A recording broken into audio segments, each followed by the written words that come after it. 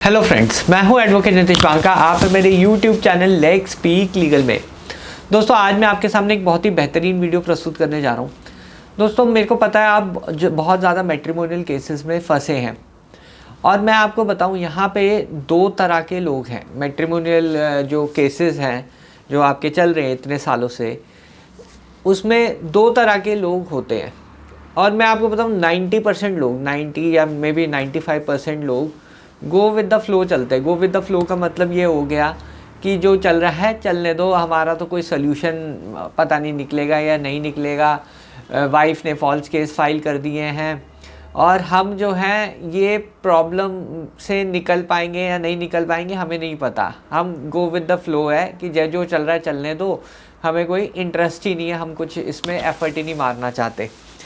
और दूसरे टाइप के लोग ये होते हैं जो स्ट्रैटेजी के साथ चलते हैं, जो गो विद द फ्लो नहीं चलते, जो कि बहुत कॉमन है गो विद द फ्लो चलना।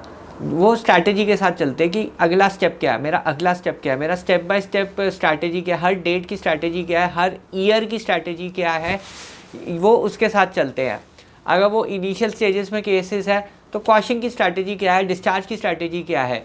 अगर वो एविडेंस स्टेज पे केस चल रहा है तो क्रॉस की स्ट्रैटेजी क्या है। तो हर जो मोमेंट है उस पर स्ट्रैटेजी है। और दूसरी चीज़ ये है कि जब भी वो डिवोर्स के लिए केस फाइल करते हैं तो उनको पता है कि क्या क्या ग्राउंड्स पे डिवोर्स मिलता है, क्या क्या ग्राउंड्स उनको लेने चाहिए, क्या क्या एविडेंस उनको प्रेजेंट होना चाहिए।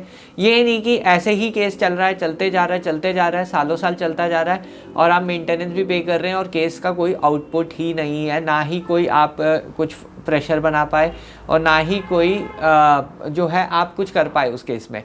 बेसिकली कंट्रोल आपके हाथ में ही नहीं है, कंट्रोल जो है आपकी वाइफ के हाथ में है, जो आपको हैरेस करना चाहती है और कर रही है, बहुत अच्छी तरह हैरेस कर रही है, क्योंकि उसके जो है उसे पता है कि क्या करना है और वो क्या कर रही है। जब आपको पता ही नहीं आपको क्या करना है, क्या क्या आपका फेट होगा अगर आप केस लड़ते हैं, कैसे आपको केस लड़ना चाहिए, अगर आपको कोई नॉलेज ही नहीं है, तो फिर मैं जो है ये कहूँगा कि आपके केसेस लंबे चलेंगे और जो हैरेसमेंट वाइफ चाहती थी वो उसे मिल जाएगी। तो एक तरीके से आप हार ही गए वो केस। अगर आप केस लड़ भी रहे हैं तो वो लड़ना कोई लड़ना मैं नहीं मानता।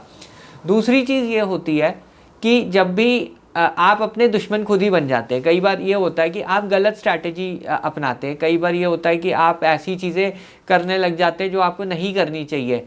अब कई केस में ऐसा हुआ कि एक थे सज्जन, उन्होंने मेरे से कंसल्ट किया था, उन्होंने जो है प्रॉपर्टी ट्रांसफ़र कर दी और कोर्ट ने जो है यहाँ तक कर दिया कि मेंटेनेंस जो है, वो जो प्रॉपर्टी जो ट्रांसफ़र कर दी उसको जो है देखते हुए जो है मेंटेनेंस बांध दी, बहुत हाई मेंटेनेंस बांधी। उन्होंने अपने एसेट छुपा दिए, बिजनेस छुपा दिए, बट उसका कोई उनको हेल्प नहीं मिला।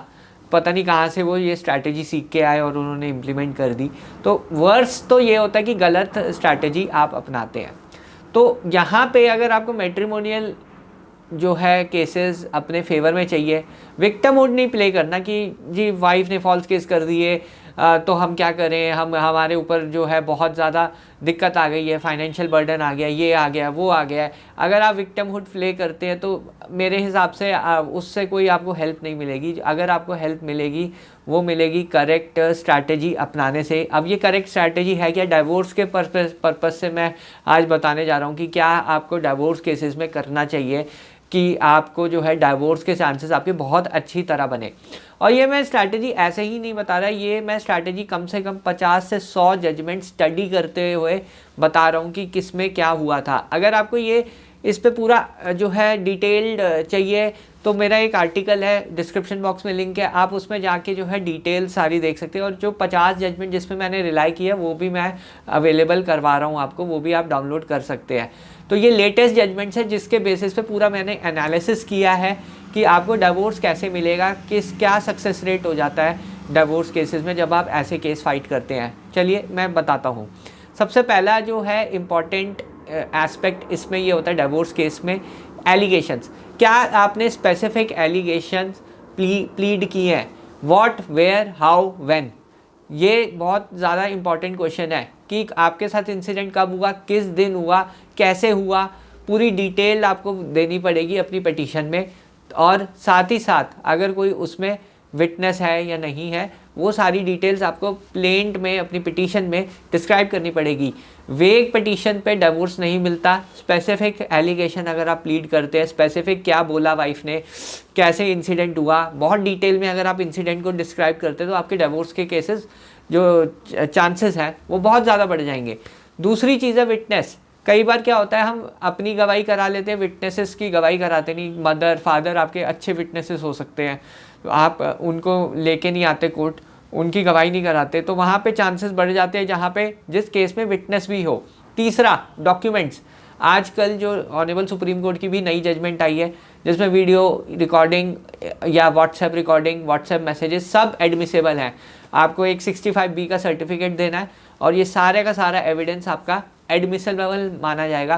कोर्ट इसे मानेगी, चाहे आपने रिकॉर्डिंग सीक्रेटली रिकॉर्ड की हो, वाइफ को पता नहीं है आप उसकी रिकॉर्डिंग कर रहे हैं, वो आप कोर्ट में लगा सकते हैं।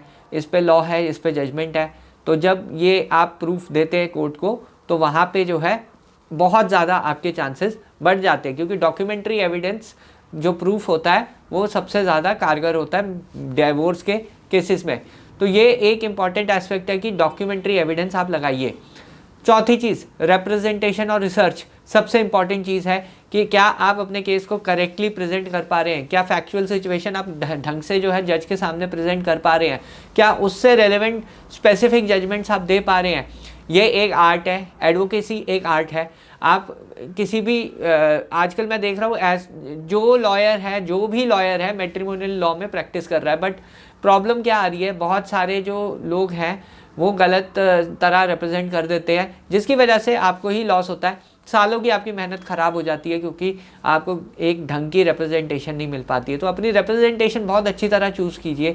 अगर आपकी रिप्रेजेंटेशन फॉल्टी है तो कोई भी आपको बचा नहीं सकता। तो ये सब चीज़ों का आप अगर ख्याल रखेंगे तो डिवोर्स के चांसेस आपके बहुत बढ़ जाते हैं।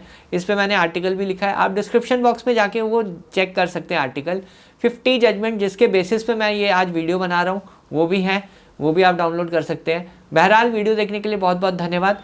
Thank you very much. अगर ये वीडियो पसंद आई है तो शेयर कीजिए, ज़्यादा से ज़्यादा हाइप कीजिए, लाइक कीजिए।